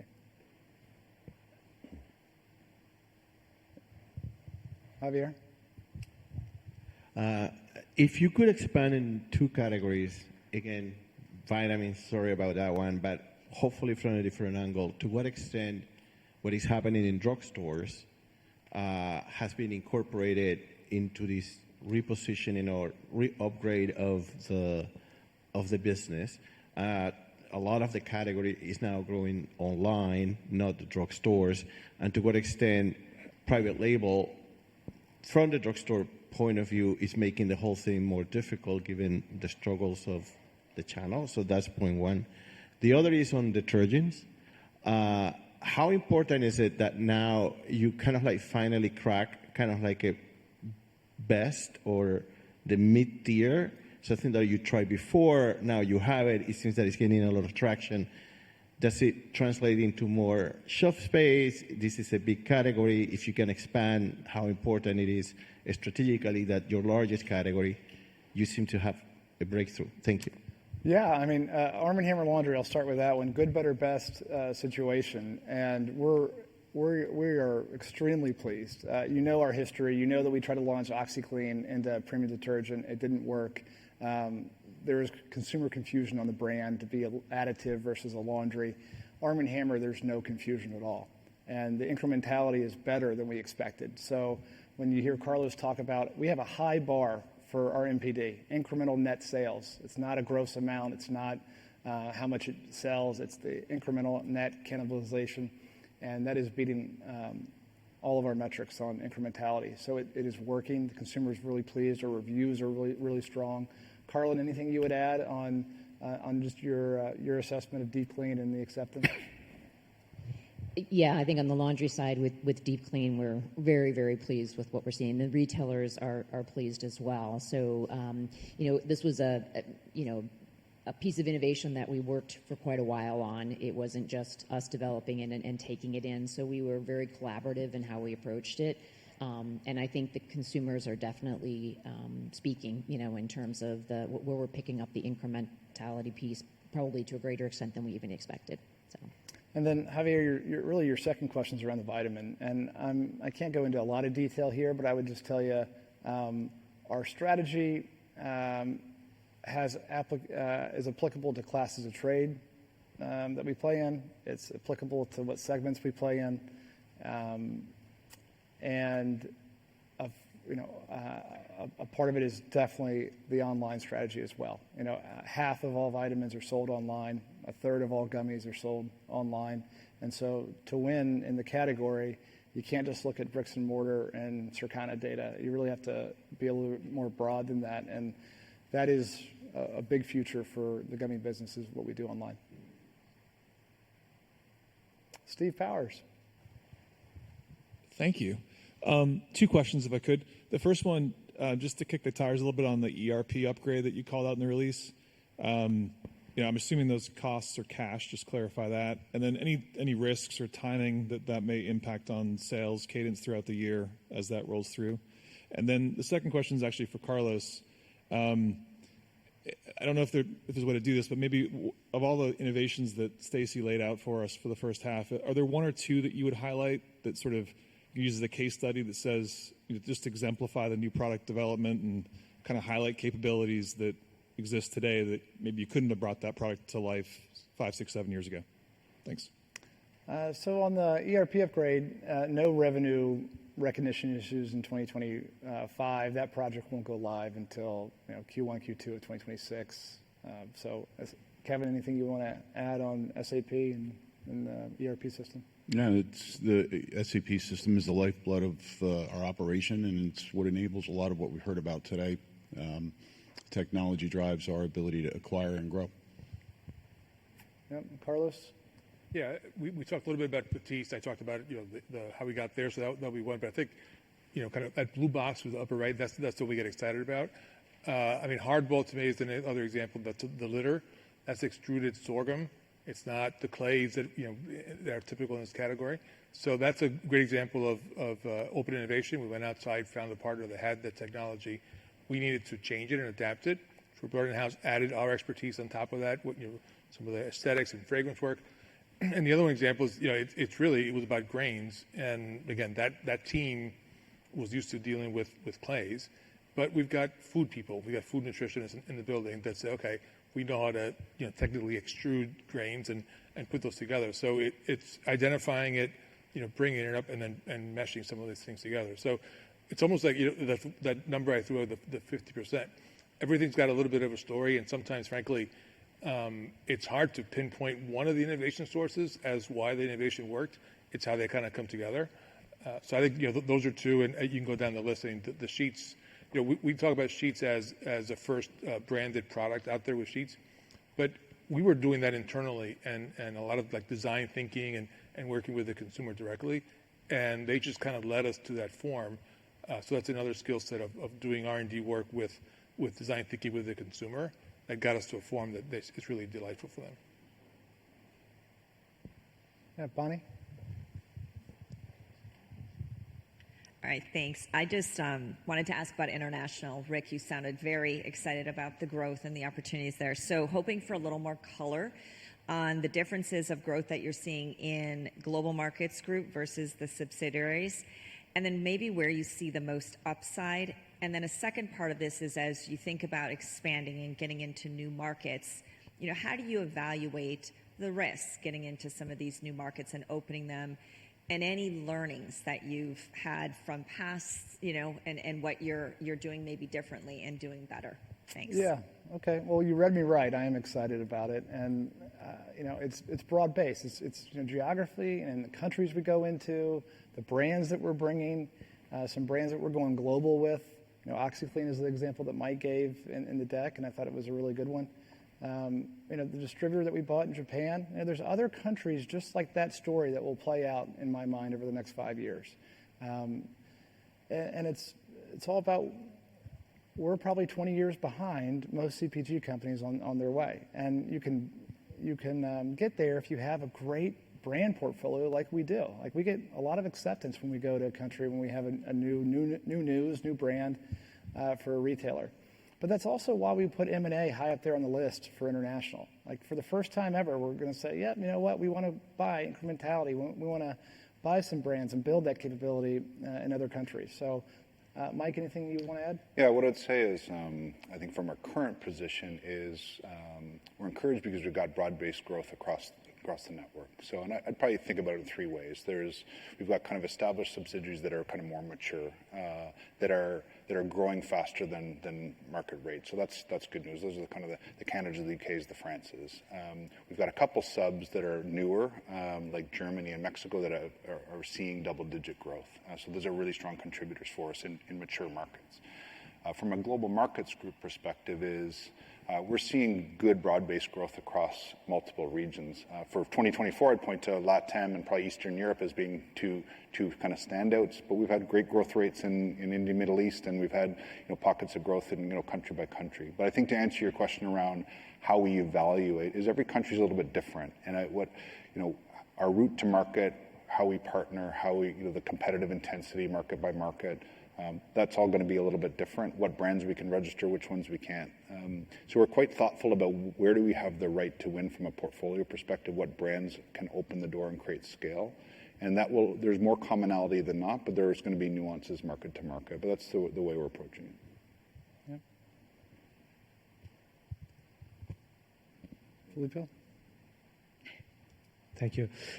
So, Rick, you talked about your 2025 guidance being mainly volume-driven, and that's the history of the company over a long period of time. But if you were to see further commodity inflation from here, partially maybe because of tariffs, would you consider price increases in the U.S.? And bigger picture, how you're seeing the competitive environment in the U.S. from a promotional activity? Thank you. Price increases are not really anything that's being discussed right now, right? The consumer is exhausted. And so companies, including ours, we're working extremely hard to offset any inflation. Even though we had higher than historical inflation this year, and our expectation is, again, in 2025, we're offsetting that with productivity. And that's the expectation right now. If there's some sort of hyperinflation or a hyper event, then time will tell on what has to happen. But if it's anywhere within normal bounds, companies are going to offset that. Over here, Rick. Hi, thank you. I'd like to touch a little bit on the great growth that you've seen with some of your newer brands, Hero and TheraBreath. You're obviously expanding internationally, but that we will get to a point where you're going to have to start comping really tough compares and lapping that. So how are you thinking about that and the white space opportunity you still have ahead to ensure that we're not quite at that point where that becomes a big challenge? And then related, can you touch a little bit on kind of how you're allocating your marketing and innovation dollars? We got a little bit of a glimpse of that today, but not too much for the second half of 2025. So any color you can give us on where you're spending, and then your flexibility in that spend if new trends come up or new global issues come up that could come and provide a little bit more volatility. Yeah, I think we still have a great growth profile for Hero and TheraBreath for years to come. Okay, when you look at those explosive consumption numbers, that can't continue forever. But we believe we have double-digit growers for a long time. And why do we believe that? It goes back to household penetration. It goes back to brand awareness. I'll let Stacey talk about brand awareness. We just reviewed it for Hero and TheraBreath, but it's underwhelming still. And so we have a lot of opportunity to invest behind those two businesses. You can either fix a weakness, and we're always problem solving. That's our culture. We're going to go improve every brand we have. But to double down on the strength matters too. And Hero and TheraBreath are strengths, and we're going to get behind them in a big way. Yeah, I think Rick just mentioned something really important, and that is, our unaided and aided awareness are still fairly low for both of these brands. So I could not be more confident that our jobs are just to get out there and drive awareness on both of those brands so that we can attract new users and drive velocity to the products that we have at shelf. And I'm also thinking about, our acne portfolio. Hero is about treating the life cycle of the pimple. So that really gives us a lot of runway for additional innovation spaces that we'll certainly be tapping into as we move forward. And in terms of marketing allocation, I would just say, we don't get into that level of detail. I would just say that for innovation, we're putting chips behind, of course, Deep Clean, things that you saw up here, Deep Clean laundry detergent, sheets, the Batiste launch, like all of our innovation, the vitamin innovation. We're putting dollars and investment behind all of those. The only thing I'd add to that is there's a lot of written about, hey, Hero and TheraBreath, they're pulling the train so much for Church and Dwight. And it's a little bit like the Olympics. You take out the highs and you take out the lows. And then how's the core doing? And you got to keep in mind our vitamin business has been dropping, big business, double digit.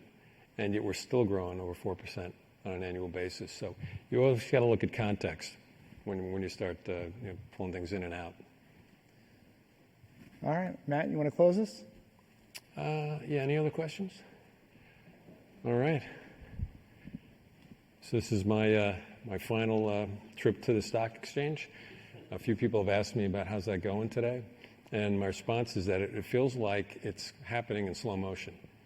So when you do this every year, it's sort of like, it's something to do, and then you're thinking about the next quarter and the year and CAGNY and whatnot. But not for me. And this is the last time for me.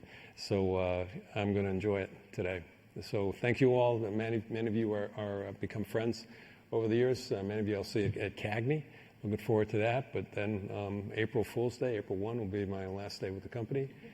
And as I've said before, I think this management team that you see here, the talent that we have in the company, our commitment to delivering not just for ourselves but for the investors is very strong in the company. We've got a super strong balance sheet, lots of cash, got this competency to acquire businesses.